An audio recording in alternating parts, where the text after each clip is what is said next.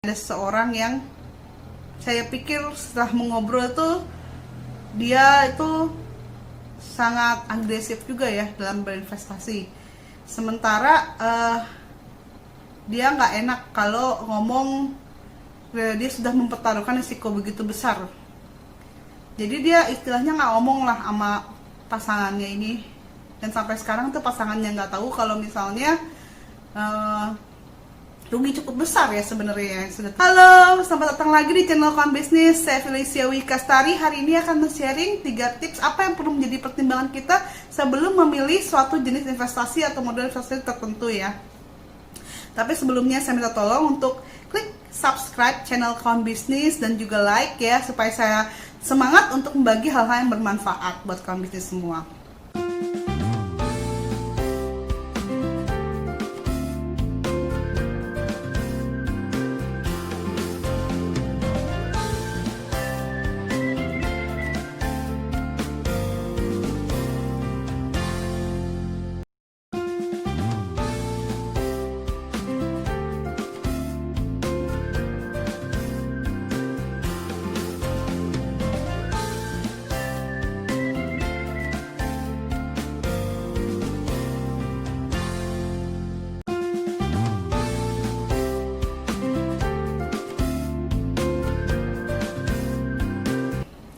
Nah, seperti yang sudah saya sharing tadi, guys, saya akan membagikan 3 tips yang perlu menjadi pertimbangan kita untuk mulai investasi.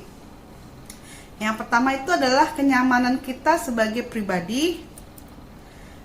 Jadi saya suka membandingkan kita mulai investasi itu seperti halnya kita menyukai makanan pedas ya. Kalau kita anggap itu investasi itu adalah makanan pedas, sambal gitu ya.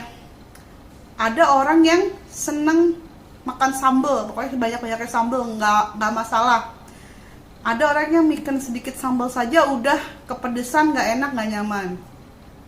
Nah, kalau kita bagi dari risiko investasi ini, ada orang yang sangat menyenangi risiko ya, itu disebutnya agresif, investor agresif ya. Ada orang yang moderat ya, jangan pedes banget, jangan sama sekali nggak ada sambal ya, moderat ya. Ada juga orang yang tidak suka makan sambal sama sekali atau tidak suka risiko sama sekali, itu bisa dikatakan investor yang konservatif ya. Setiap orang mungkin yang menjadi pertimbangan dia itu konservatif atau moderat atau agresif itu bisa jadi berbagai hal sih faktor-faktornya ya.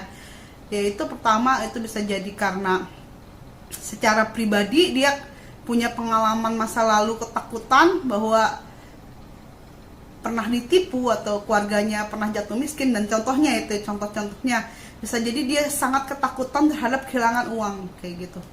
Dan juga bisa jadi penyebabnya adalah tanggungan yang harus dia tanggung, seperti misalnya dia masih memiliki keluarga besar yang harus dia support. Kemudian juga bisa jadi penyebabnya adalah waktunya ya, waktu dia mengumpulkan uang sebentar lagi. Itu biasanya sih untuk karyawan ya. Jadi kalau karyawan mungkin ada waktu gajian tiap bulan dan dia udah mau pensiun, dan dia nggak bisa terlalu agresif lagi, merasa takut ya karena sudah menjelang masa pensiun kayak gitu. Yaitu faktor-faktor yang menyebabkan seorang itu menjadi agresif, moderat atau konservatif ya. Dan juga kenyamanan ini bisa dikatakan juga mempengaruhi, tidak hanya secara pribadi yang harus dipertimbangkan. Harus dipertimbangkan juga adalah profil risiko investasi dari partner usaha kita atau juga keluarga kita atau pasangan kita ya. Jadi kalau misalnya contohnya pasangan kita sangat takut sekali untuk berinvestasi, secara dia profil risikonya konservatif, sedangkan mungkin suaminya adalah profil yang agresif berinvestasi, nggak apa-apa, resiko tinggi, tabrak terus contohnya ya. Bisa jadi ini akan terjadi clash di antara ribut-ribut lah ya istilahnya dengan pasangannya, dan ini tentunya tidak membuat nyaman, walaupun mungkin secara profil risiko investasinya si suami ini adalah agresif ya. Jadi perlu dibicarakan juga dengan pasangan. Kalau saya kemarin sih dengar sharingnya ada seseorang yang saya pikir setelah mengobrol tuh dia itu sangat agresif juga ya dalam berinvestasi. Sementara dia nggak enak kalau ngomong dia sudah mempertaruhkan risiko begitu besar. Jadi dia istilahnya nggak ngomong lah sama pasangannya ini, dan sampai sekarang tuh pasangannya nggak tahu kalau misalnya rugi cukup besar ya sebenarnya yang sudah terjadi ini. Tapi memang uang tersebut adalah uang pribadinya di luar uang untuk kebutuhan keluarga dan juga uang usahanya. Jadi istilahnya gajian dia dari perusahaan lah yang dipakai untuk berinvestasi. Ya, mungkin bisa jadi istilahnya mengakalinya seperti itu ya, sehingga mungkin pasangan juga tidak mau pusing ya, bahwa yang penting juga tercukupi kebutuhannya. Kalau memang itu uang bersama dengan pasangan atau uang bersama dengan partner usaha, ya perlu dipertimbangkan juga profil risiko investasi dari pasangan ataupun partner bisnis kita itu. Jangan sampai jadi clash di belakangan gitu ya, belakangan hari. Ya tentunya membuat juga nggak nyaman. Mungkin bisa sharing-sharing profil risikonya seperti apa sih kalau bisnis, apakah yang agresif itu yang risiko tinggi pun nggak masalah ya. Ada orang kayak gitu, saya pernah dengar sih ada orang yang memang hobinya berinvestasi saham, dan itu dia memang kayak semacam hobi gitu ya, semacam semangat hidupnya gitu ya. Malam-malam dia bangun untuk memantau saham di luar negeri untuk naik turun, dan dia semangat hidup karena itu ya. Mungkin bisa jadi dia itu profil risikonya sangat agresif ya gitu. Mungkin bisa dikatakan itu investor atau juga istilahnya gambling sebenarnya hobinya ya. Yang selanjutnya itu adalah kesesuaian dengan kebutuhan. Kesesuaian dengan kebutuhan ini kita tentunya perlu mempertimbangkan jenis investasi yang sesuai dengan time frame. Misalnya kita mau kuliah anaknya 3 tahun lagi, contoh ya. Dan kita belinya contoh adalah tanah yang mungkin bisa jadi agak kurang liquid ya investasinya. Mungkin ini perlu untuk jangka panjang sebenarnya, misalnya seperti itu ya. Dan juga kita perlu menyesuaikan kebutuhan kita itu dengan jangan-jangan perusahaan kita butuh modal tambahan ya, perlu kita pertimbangkan. Jangan kita menggunakan uang perusahaan yang memang harus dipakai buat modal operasional, atau juga mendapatkan proyek yang kira-kira sudah dekat untuk berinvestasi di risiko yang sangat tinggi dalam waktu singkat. Sehingga konsekuensinya tentu kawan bisnis sudah tahu, yaitu bisa jadi operasional perusahaan bisa jadi kacau ya, seperti itu. Dan jadi itu juga satu lagi saya lupa ngomongnya, ini juga perlu menjadi pertimbangan bahwa kita harus menulis catatan pembukuan investasi itu kemana. Kalau memang kira-kira ya perusahaan nggak terlalu butuh uang dan kita bisa kita investasikan jangka menengah, contohnya ke saham, lagi turun nih sahamnya, kira-kira masa depan kita merasa ini perusahaan bagus, perusahaan yang kita mau tanam saham tersebut di bursa efek itu bagus ya, mungkin kita bisa pinjam uang perusahaan untuk kita invest di saham, dan kita tulis supaya kita juga jangan membingungkan ya antara keuangan perusahaan dan keuangan pribadi. Kayak gitu sih. Yang ketiga, kevalitan dari instrumen investasi tersebut.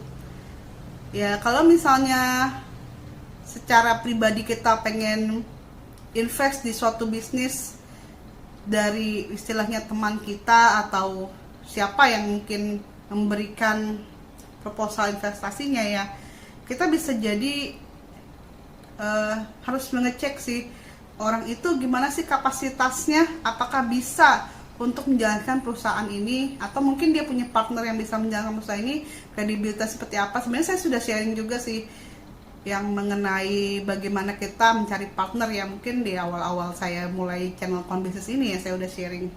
Ada kawan bisnis yang masuk di komunitas Cashflow Club Jakarta di mana saya menjadi ketuanya itu, kadang-kadang saya menjadi satpam di sana, istilahnya mantau apakah ada orang sharing-sharing acara ataupun presentasi bisnis sebagai iklan di grup WhatsApp komunitas Cashflow Club ini.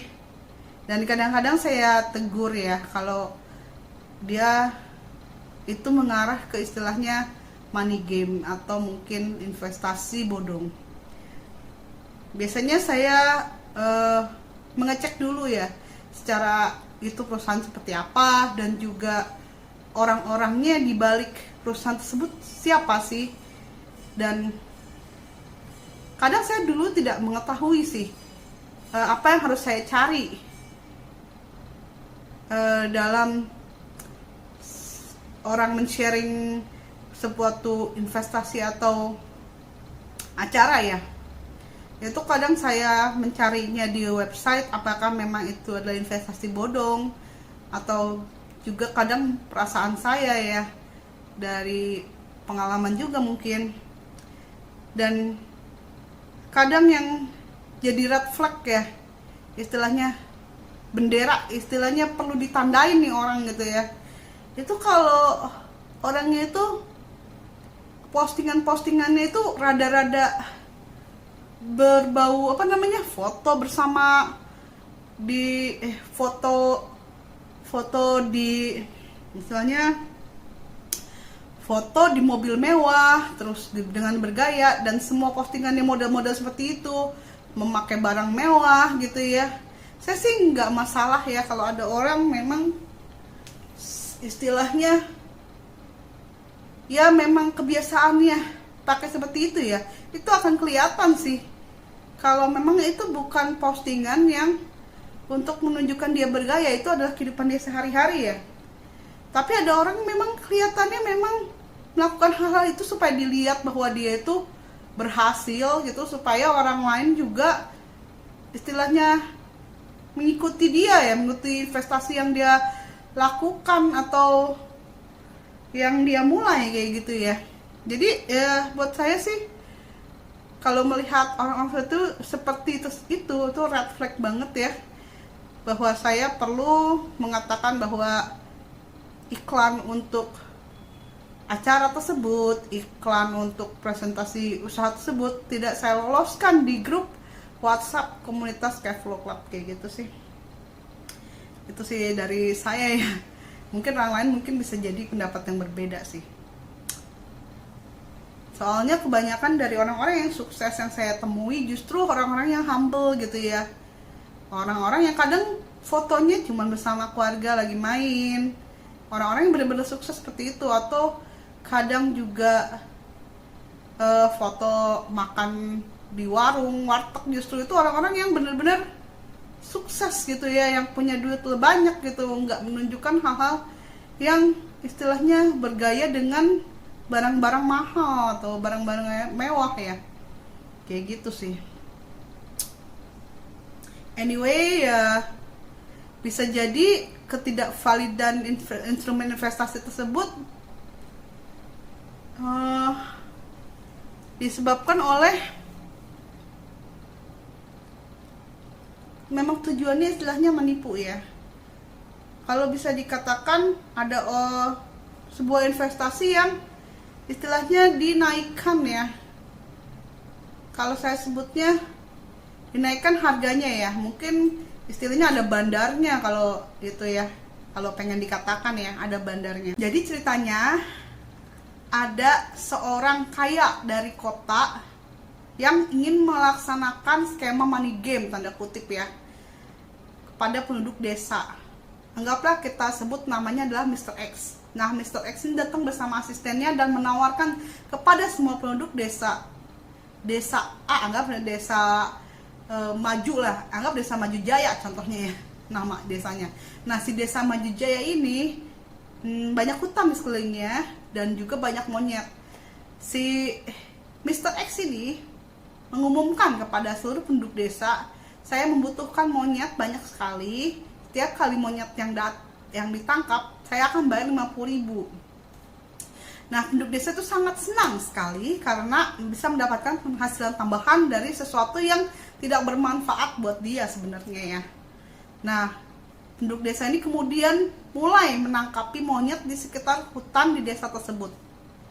Akhirnya monyet itu makin lama makin sedikit karena pada ditangkepin dan dikasih untuk dibayarkan 50.000 kepada si Mr. X. Nah, pada saat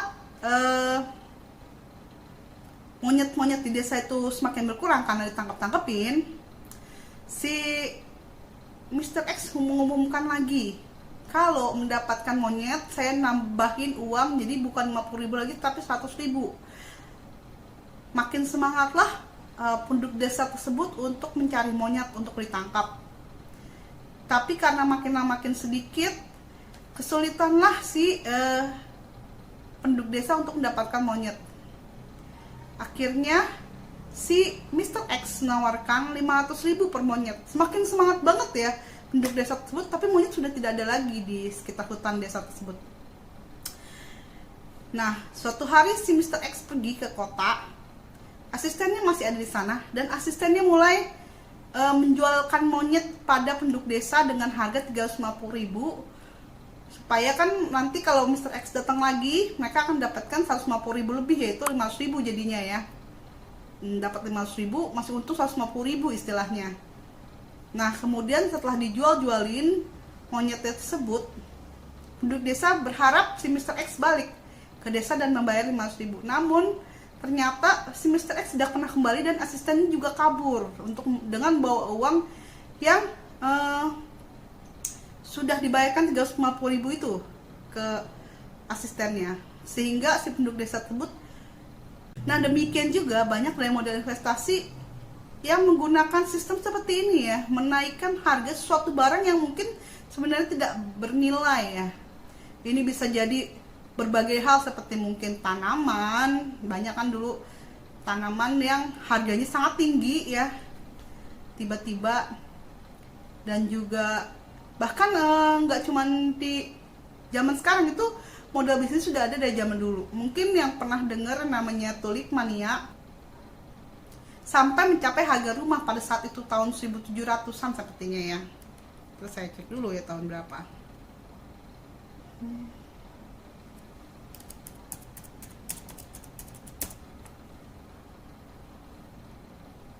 Oh, ini saya cek tulip mania dimulai tahun 1636 dan berakhir di tahun 1637. Cuman setahun ya, harga bisa naik dari, ya bagus sih memang tulip ya, tapi itu dalam setahun bisa naik sampai harganya seharga rumah. Banyak orang yang menjual rumahnya bahkan untuk membeli tulip untuk dijual lagi dengan harga lebih tinggi. Ya, itu di Belanda ya. Demikian juga mungkin nggak cuma tanaman, itu juga bisa batu akik atau mungkin juga saham ya, juga cryptocurrency yang nggak jelas-jelas banyak sekarang nama-namanya ya, yang legalitasnya juga nggak jelas, mungkin seperti itu sih ya. Mudah-mudahan aja kawan bisnis bisa cek-cek dulu ya, perusahaan-perusahaan atau seseorang yang ingin Anda ajak berpartner itu validitasnya seperti apa sih. Sekarang sudah banyak juga sih ya website yang bisa kita jadikan acuan juga untuk kita pelajarin ya, orang itu seperti apa sih ya. Mungkin bisa jadi kita bisa memperhatikan red flag juga ya, seperti saya kalau melihat suatu iklan investasi atau acara tertentu, saya cari tahu siapa orang di belakangnya dan juga perusahaannya seperti apa. Justru saya sangat takut ya istilahnya kalau ada orang yang di belakangnya ini yang tadi red flag ya, kelihatannya gayanya palente banget, terusnya foto-foto sama mobil mewah. Ya mobil mewah itu bisa jadi pinjaman ya, soalnya saya pernah denger juga sih ada istilahnya